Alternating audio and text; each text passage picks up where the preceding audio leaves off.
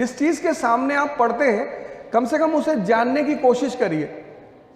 कितनी बार आप रिक्शे पे बैठे होंगे, लेकिन अगर मैं अभी इस क्लास में पूछ लूं कि रिक्शे की शुरुआत किस देश में हुई, तो शायद इस क्लास में बैठा हुआ कोई व्यक्ति बताएगा। क्यूरियोसिटी तो खत्म ही कर दी आपने, जो ज्ञान की मां कही जाती है, क्यूरियोसिटी।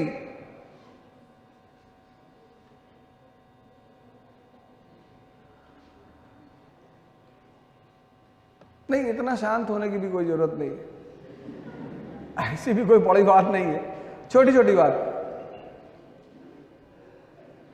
कोई भी देश महान बनेगा अगर उसका युवा महान होगा। तो 1853 में जापान गुलाम हुआ, 1853 में, और 1894 में एशिया का पावर बन गया। पता है क्यों? युवाओं की वजह से और वहां के शिक्षकों की वजह से। मैंने अभी भारत सरकार को एक रिक्वेस्ट पत्र भेजा है, रिक्वेस्ट किया है कि इस देश के शिक्षकों को वीआईपी का दर्जा दिया जाए। शिक्षक को, और सरकारी, हम लोग तो प्राइवेट वाले हैं, ज्यादा पैसा कमा रहे हैं, क्योंकि शिक्षक को अगर आप पैसा नहीं दे सकते तो भी उसे फर्क नहीं पड़ता, सम्मान दीजिए। उसकी सबसे बड़ी भूख है सम्मान की। मैं अभी आपके गुरुजनों के साथ ऑफिस में बैठा था, तो मैं बता रहा था जापान के बारे में कि अगर वहां पे मॉल में टीचर मौजूद है और लाइन है और वो अपना कार्ड शो करता है, तो सारे लोग उस आदमी को आगे करेंगे और रास्ता देंगे।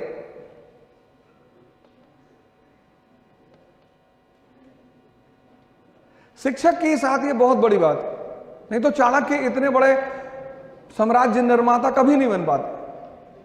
भाई धनानंद तो उनसे पूछा था ना, कितना पैसा चाहिए, कितना सोना चाहिए, तो उन्होंने कहा पैसे और सोने की बात नहीं है, सम्मान चाहिए।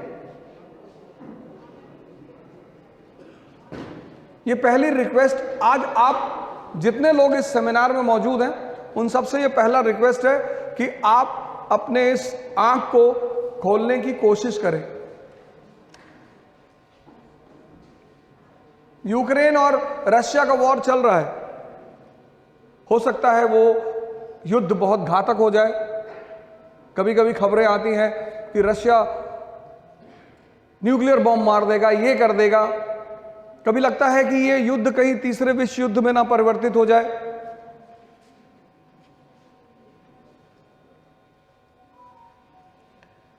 किस रशिया की किस नीति की वजह से चल रहा है? आप हाथ उठा के बता दीजिए, कोई बात नहीं, आपको पता हो तो आप बता दीजिए।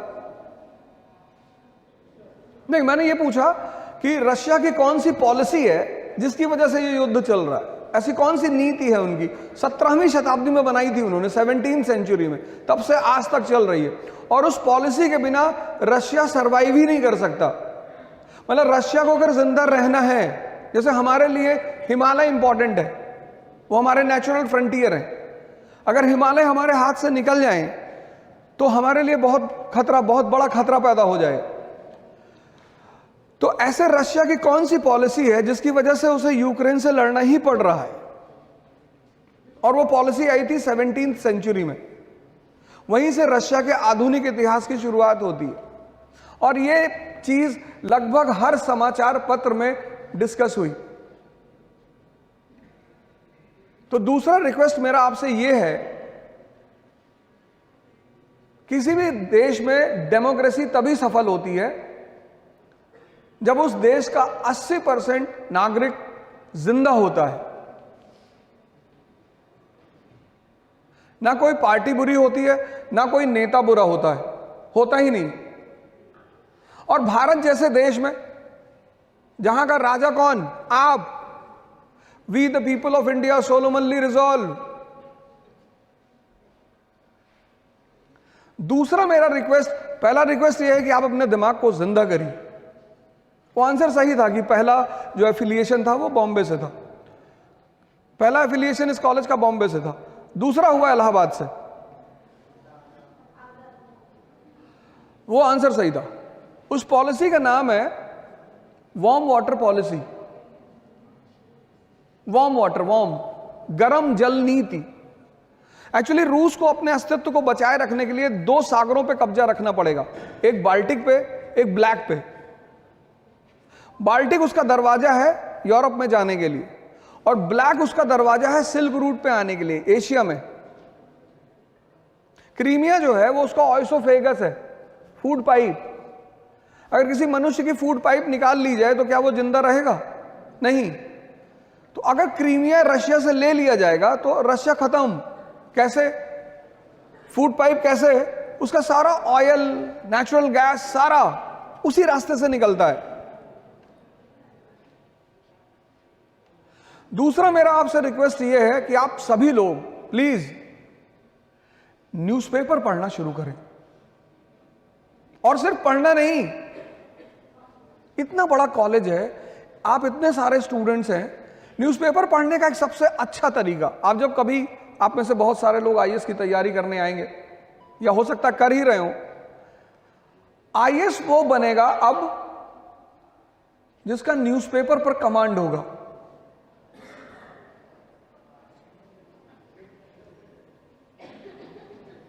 न्यूज़पेपर मात्र न्यूज़पेपर नहीं होता, वो दर्पण होता है आईआर का, दर्पण, शीशा। आईआर मतलब इंटरनेशनल रिलेशन। वो दर्पण होता है समाज का। कन्या विद्या धन योजना सरकार लेकर आई, तो अब उस योजना का उद्देश्य सरकार को किसको बताना है? जनता को। जनता और सरकार के बीच में कौन मीडिएटर है? प्रेस। इसीलिए डेमोक्रेसी का जो चौथा स्तंभ है वो है प्रेस। और जिस देश में प्रेस की स्थिति मजबूत होगी और जनता जागरूक होगी, वो पता करेगी कि हमारा राजा, हमारा प्रतिनिधि, राजा नहीं, हमारा प्रतिनिधि हमारे लिए क्या कर रहा है। आपने अपने नौकर को 100 रुपए दिया कि जाओ बाजार से सब्जी ले आओ, तो जब वो लौट कर आया तो आप हिसाब मांगेंगे ना। हर साल government of India budget release करती है, आप में से कितने लोग पढ़ते होंगे? बजट मतलब सरकार आपको यह बता, क्योंकि आप राजा हैं तो सरकार आपको यह बताती कि आप पैसा खर्चा कहां कर रहे हो, आपका जो पैसा है, आपका जो टैक्स है वो जा कहां रहा है, किन मदों पे खर्चा हो रहा है। न्यूज़पेपर पढ़ना शुरू करिए। पहली बात तो अपने दिमाग को जिंदा करिए, फाइंड आउट करिए। बहुत सारे लोग आप कंपटीशन की तैयारी करेंगे, वो तैयारी एक दिन की नहीं है। कोचिंग तो तैयारी का एक बहुत छोटा हिस्सा है, बहुत छोटा। कोचिंग का रोल कितना? 20%, उससे ज्यादा नहीं होता किसी भी कोचिंग का। किसी भी कोचिंग का जो रोल होता है वो 20% होता है। आज तो मतलब ऐसा लग रहा है कि सब कुछ कोचिंग ही कराएगी, इसलिए जो 90% कोचिंग के भरोसे जाते हैं वो बैठे ही रहते हैं। सिर्फ 20% रोल कोचिंग का होता है। वो कौन सा रोल होता है? जब आप किसी परीक्षा में जाते हैं तो उस परीक्षा की एक आवश्यकता है, उसकी एक संरचना है, उसका एक तरीका है। अब भीष्म पितामह से बहुत सारे लोग लड़े, उनको नहीं पता था कि शिखंडी को सामने खड़ा करना है। अगर उनको पता होता तो वो भी हरा देते भीष्म पितामह को। अब रावण से बहुत लोग लड़े, उनको नहीं पता था कि मारना कहां है। अगर एक बच्चे को पता होता कि रावण की जान नाभि में है, डाल के घुमा देता। किसी परीक्षा का एक अप्रोच होता है।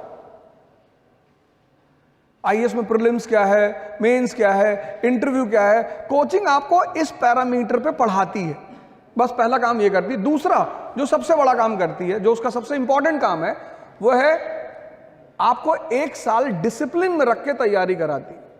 आपको पता है कि आज क्लास में जाएंगे, आज 3 घंटे में ये चैप्टर पढ़ाया जाएगा। जो सर अभी कह रहे थे कि मैंने अपने किसी वीडियो में कहा कि जो आदमी होमवर्क करेगा, होमवर्क का मतलब कंसोलिडेशन। आज के युवाओं में जो सबसे बड़ी कमी पैदा हो गई है, ज्यादातर उन्होंने मनन करना छोड़ दिया है।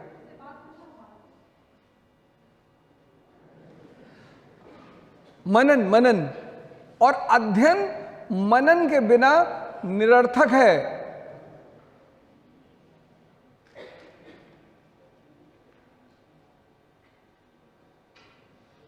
और मनन आपका छीना किसने? कुछ समय तक तो टीवी ने छीना। और ये जो जहर आप हाथ में लिए हो, बड़ा अच्छी कंपनी एप्पल। एक एप्पल हजरत आदम ने खाया था, तो जन्नत से जमीन पर आ गए थे। एक आप खा रहे हो। कोचिंग सिर्फ 2 काम करेगी। एक, आपको उस परीक्षा की संरचना से अवगत कराएगी कि साहब प्रीलिम्स में ऐसा होता है, इस तरह के क्वेश्चन बनते हैं, मेंस में ऐसा होता है, इंटरव्यू में ऐसा होता है। और दूसरी चीज, आपको पूरे साल डिसिप्लिन रखेगी। जैसे आप कॉलेज आते हो, आप डिसिप्लिन रहते हो, ऐसे वो आपको डिसिप्लिन रखेगी। और 10 महीने में पूरा सिलेबस 3 घंटे के हिसाब से खत्म करा देगी। और उस 10 महीने में आपकी मुलाकात कुछ अनुभवी टीचरों से होगी जो उस विषय के लूप होल्स को समझते होंगे कि इस विषय को कैसे पढ़ा जाना चाहिए, इस विषय का इंपॉर्टेंस क्या है।